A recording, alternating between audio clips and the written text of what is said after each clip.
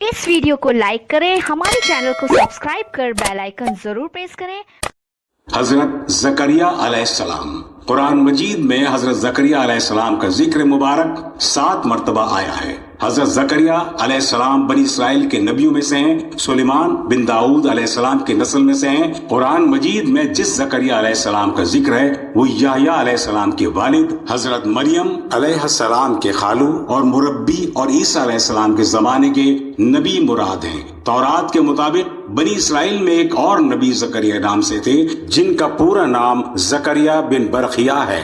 उनका ज़हूर फारस के बादशाह दारा बिन गश्तासब के जमाने में हुआ। उनका जिक्र कुरान में नहीं है, अलबत्ता तौरात में उनका जिक्र मौजूद है। दोनों के दरमियान तकरीबन 400 साल का फासला है। जकरिया अलैहिस्सलाम की बीवी का नाम ईशा या अल यशा था। वह हजरत हारून अलैहिस्सलाम की औलाद में से थी। आप बढ़ई का काम करते थे और हैकल यानी बैतुल मुक़द्दस के मुंतज़िमीन में से थे और मुअज़्ज़िज़ पैगंबर थे। उन्हीं के जमाने में उन्हीं के खानदान में से एक घराना इमरान बिन नाशी और उनकी बीवी हंता बिन तफाकूत का था, जो नेक सीरत और पाकबाज थे, मगर उनकी कोई औलाद नहीं थी। इमरान बिन नाशी की बीवी हंता ने नजर मानी कि अगर हमारे यहाँ औलाद हुई तो मैं उसे अल्लाह के लिए वक्फ कर दूंगी। फिर उनके यहाँ लड़की की विलादत हुई जिसका नाम मरियम रखा और उसको बैतुल मक़दस के लिए दे दिया। फिर वहाँ के मुंतज़िमीन में से हर एक की ख्वाहिश थी कि वो इस बच्ची की परवरिश करे।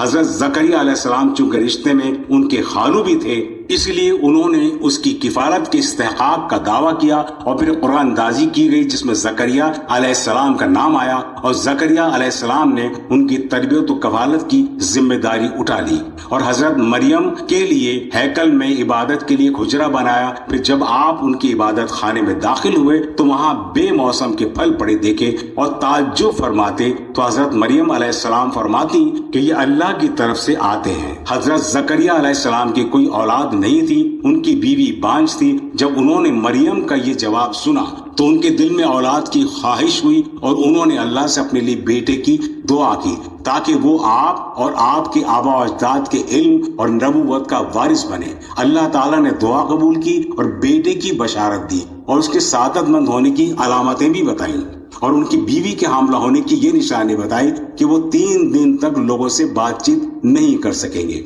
गरज अल्लाह ताला ने उनको 120 साल की उम्र में बेटे की नेमत से नवाजा और उसका नाम अल्लाह के हुक्म से आपने याह्या रखा, जिसको अल्लाह ताला ने नबूवत से भी सरफराज किया। हजरत जकरिया अलैहिस्सलाम की वफात से मुतालिक बाज़ मौरखीन ने कहा है कि इनकी मौत तबाई हुई कि जब यहूद के एक बादशाह ने हजरत याह्या अलैहिस्सलाम को कत्ल कर दिया तो उसके बाद यहूदी हजरत जकरिया अलैहिस्सलाम के भी कत्ल के दर पे हुए। हजरत जकरिया अलैहिस्सलाम भागकर एक बाग में पहुंचे और एक दरख्त के तले में पनाह ली।